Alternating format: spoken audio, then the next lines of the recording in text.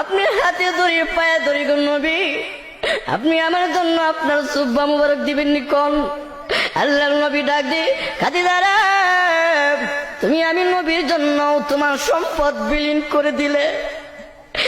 খাদিজা, আমি নবী ওয়াদা দিলাম তোমার জন্য আমার আমি নবীর জুব্বা তোমার কাফন দাফন হিসাবে আমি নবী দিয়া দিব।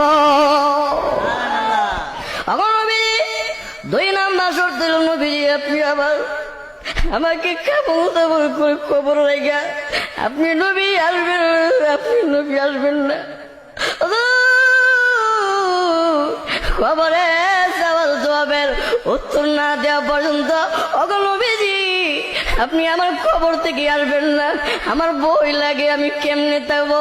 আল্লাহর নবীও কান্দি খাদিজা রে কান্দিস না, আমি নবী তোমার শর্ত মেনে নিলাম, তোমাকে কবর দিয়া তোমার সওয়াল জবাব না হওয়া পর্যন্ত আমি নবীজি কবর থেকে আসবো না।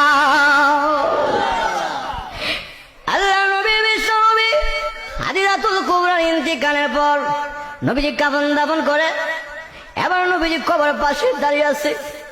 নবীজি চেহারা মলিন, হুজুর কারো কাছে দুঃখের কথা বলে নাই, এত ব্যথা এত কষ্ট।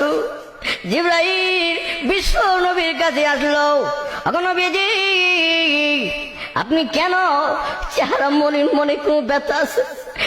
জিবরাইল আমি নবী কাঁদি, আমার নিজের জন্য কান্দি নাম। জিবরাইল আমি নবী কান্দি আমার মুহাব্বতের স্ত্রী খাদিজাতুল কুবরা ইসলামের জন্য সমস্ত সম্পদ বিলীন করে দিয়েছে।